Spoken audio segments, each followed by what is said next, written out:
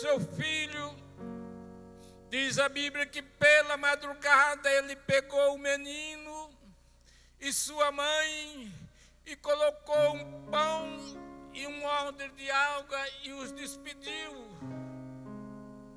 E eles foram, e aconteceu que a água acabou, o pão acabou, e desfaleceram ali.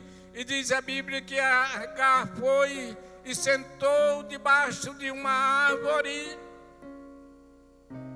e ali orou a Deus, e pôs o menino na frente e dizia que não veja eu morrer o menino.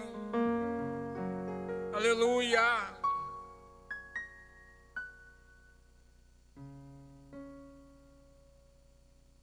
Diz a Bíblia que ela pôs o menino na frente, debaixo da árvore, e se ausentou-se um pouco, e disse que não veja eu morrer o menino. Mas a Bíblia diz que quando ela estava naquele dilema, que ela chegou e orou a Deus e chorou. Eu queria meditar um pouco nessa noite sobre o choro de crente. Você sabia que sua lágrima tem muito poder, muita graça, muita comunhão com Deus. A sua lágrima faz o Senhor mudar projeto de vida, inclusive projeto de sua vida. Eu estava meditando sobre o choro de Agar e o choro de Ezequias quando ele adoeceu. Quanto que é importante quando o crente chora, muda o projeto de Deus.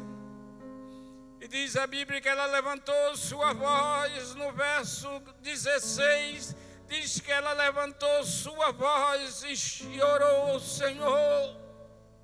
E Deus ouviu a voz do menino e bradou o anjo de Deus a Agar desde o céu. Aleluia! Eu acho importante, irmãos, porque houve aqui uma conexão de Deus naquele lugar através daquela oração.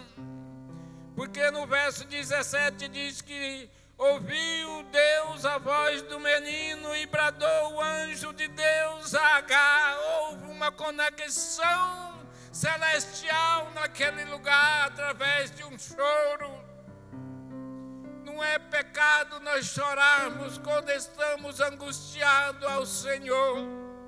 Devemos chorar para Ele, contar para Ele. Foi falado aqui através do cântico nessa noite. Devemos falar para Ele, porque Ele é quem pode resolver. É Ele que ouve o teu choro, ouve a tua lágrima, ouve a tua oração. Aleluia. E diz a Bíblia que bradou o anjo do céu e disse a Agar: que tens, Agar? E naquele momento diz a Bíblia que ela levantou, abriu o olho e olhou e viu um poço de água, e foi ali, tirou água e reabasteceu sua vasilha e deu de beber ao menino. Que eu quero te dizer nessa noite, Deus quer reabastecer a sua vazia dessa noite, a tua vazia espiritual, o vazio que existe em tua alma, o vazio que existe em seu coração. Você que pensa que está sozinho, eu te digo, existe um Deus que ouve a sua oração. Vê a sua lágrima, vê o que você passa, louvado seja o nome do Senhor. E Ele quer reabastecer a sua fé. Ele quer dar graça para você prosseguir a caminhada. Sabe por quê, irmão? Não podemos de maneira nenhuma andar sozinho, nem vazio. Crente tem que estar cheio, reabastecido, cheio da graça de Deus e ser agradecido ao Senhor. Por isso que eu vos falo nessa noite, compensa servir a Deus. porque Ele é quem cuida de nós. Vai me relembrar, irmão, quando Ezequias adoeceu, que o profeta Isaías chegou na casa dele e disse: olha, ordena a tua casa, porque você vai morrer. E Ezequias era fiel a Deus, ele andava nos caminhos do Senhor, ele era obediente, era servo do Senhor. E a Bíblia diz que ele virou para a parede quando ele já estava deitado e orou ao Senhor e disse: Senhor, te lembra de que eu andei na tua presença com o coração reto e fui fiel ao Senhor. E diz a Bíblia que ele, além de chorar, além de orar, ele chorou. E diz a Bíblia que Isaías, o profeta que tinha profetizado que ele iria morrer, ainda nem tinha saído do pátio. E o Senhor disse para ele: olha, volta lá e fala para o meu servo que eu ouvi a sua oração. Eu vi as suas lágrimas. Talvez você tenha orado, talvez você tenha chorado, talvez você acha que está demorando, mas não está não, irmão. Deus tem ouvido a sua oração, a minha oração. Ele tem visto o meu choro, tem visto o teu choro, e o Deus que enxuga a lágrima está aqui nessa noite para enxugar as tuas lágrimas. Aleluia, louvado seja o nome do Senhor. E diz a Bíblia que ele foi e voltou, teve que voltar. Sabe o que é que eu aprendi com isso aqui, irmãos? É que oração muda o projeto de Deus. Talvez Deus queria sim, mas você chorou e orou e ele resolveu mudar.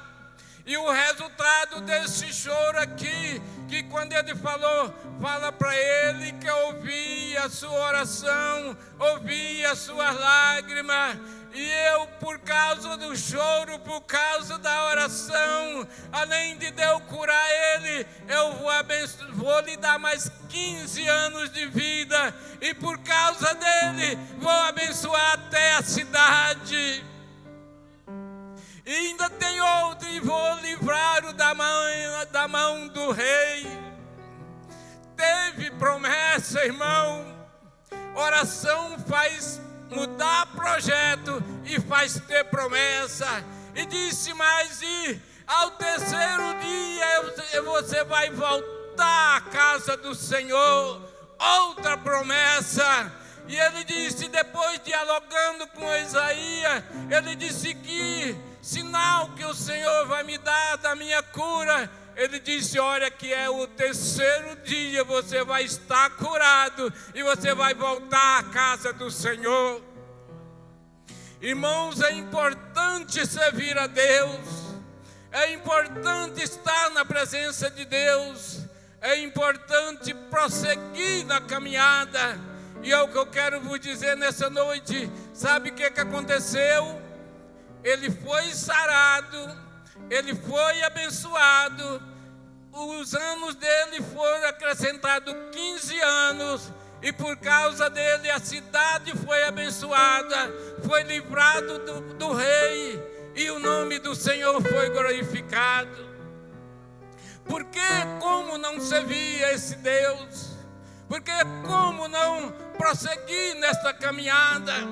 Faz me lembrar aqui de outra passagem bíblica, daquela senhora lá, do capítulo 4 do segundo de Reis, quando daquela viúva que o marido dela morreu, e os aqueredores queriam levar seus filhos.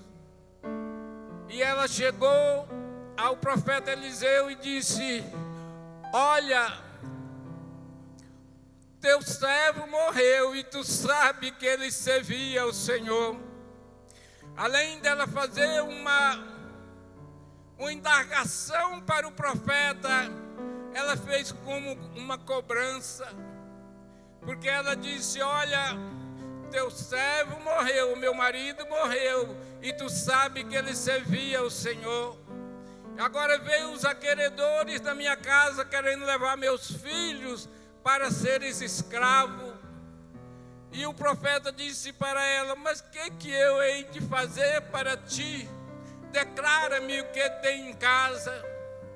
E ela disse: olha, eu não tenho nada em casa, a não ser uma botija de azeite. Parece que ela duvidou tanto e achou tão significante ter só uma botija de azeite. Eu aprendo nessa passagem, irmãos, que para Deus operar não depende de ser grande volume, depende da nossa fé. E ele disse: então faz o seguinte, vamos dar um jeito de te ajudar.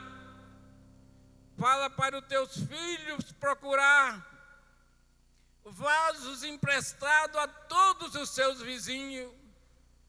E depois que você achar muito vaso, que tiver muito vaso em sua casa, você vai entrar para o seu quarto e fechar-se juntamente com os seus filhos e vai orar, e Deus vai encher os vasos. Aleluia! O Deus que enche vaso está aqui. Aleluia! O Deus que enche vaso está aqui.